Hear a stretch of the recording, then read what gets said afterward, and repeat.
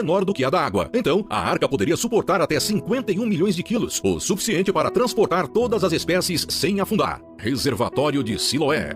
O livro de João conta a existência do reservatório de Siloé, local onde Jesus coletou água para curar os olhos de um cego. Embora todos pensassem que João não estava fazendo referência a um local de verdade, e sim usando um conceito para ilustrar a passagem, o reservatório realmente existe. Em 2005, um grupo de encanadores encontrou a reserva de água na cidade velha de Jerusalém. Após isso, arqueólogos assumiram as buscas e descobriram que se tratava de fato do chamado reservatório de Siloé, pois estava exatamente no local descrito por João. Parede do rei Salomão.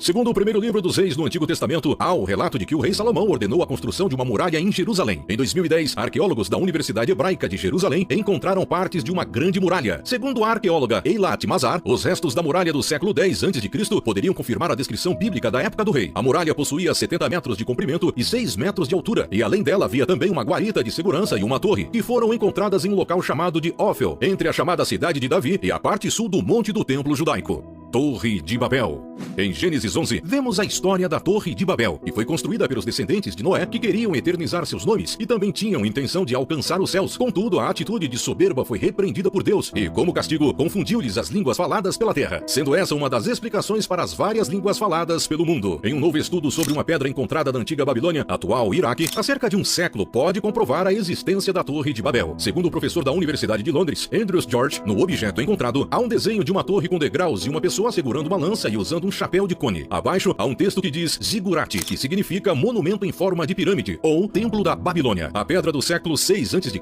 para um especialista, mostra a primeira imagem real da Torre de Babel, evidenciando as 7 camadas da estrutura, além de identificar um homem por trás de sua construção, o imperador Nabucodonosor II. O objeto também revela detalhes da construção da estrutura e, mais importante, como Nabucodonosor a construiu. A história escrita na rocha é como a que está na Bíblia.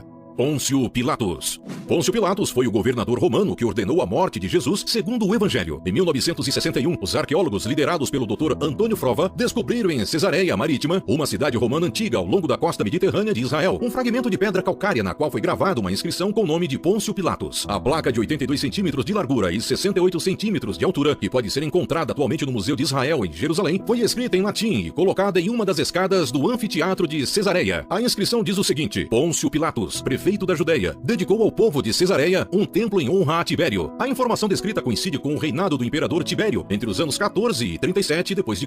e também com o cronograma bíblico descrito no Novo Testamento. Lucas, em seu evangelho, se referiu a Pilatos como o governador romano da Judeia durante o reinado de Tibério César. A Cidade da Primavera.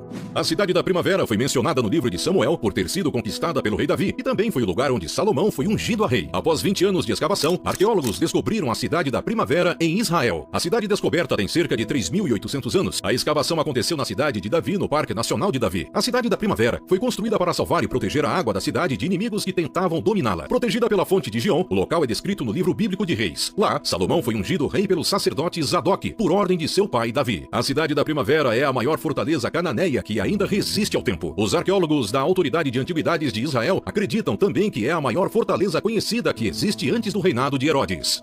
Travessia do Mar Vermelho. Agora indo para o livro de Êxodo, nas escrituras conta a história de Moisés que, para libertar o povo hebreu, recebeu de Deus a incumbência de tirá-los do Egito, e na fuga se depararam com o Mar Vermelho. O relato bíblico afirma que as águas do mar se dividiram em dois, após Moisés estender sua vara sobre as águas. Dessa forma, os israelitas puderam atravessar o mar, enquanto os soldados do faraó ficaram pelo caminho. Segundo pesquisas feitas pelo cientista Carl Drills, ele fez uma simulação reconstituindo as localidades mais prováveis da separação das águas do Mar Vermelho, levando em consideração as alterações do relevo ao longo dos anos. Para que de fato pudessem cruzar o Mar Vermelho, o vento precisaria atingir uma velocidade de 95 km por hora, criando uma ponte terrestre temporária. Em matéria da BBC sobre o assunto, é lembrado também o episódio de um tsunami ocorrido em 1994, nas Filipinas, na ilha de Mindoro, em que uma testemunha relatou ter visto o mar se abrir. O tremor teria aberto uma grande rachadura no fundo de um lago localizado a 1,5 km da costa. A testemunha disse ter visto a água do lago escorrer como uma cachoeira, sendo tragada até revelar o fundo. Dessa forma, cientistas afirmam ser geologicamente possível ocorrer uma abertura no mar.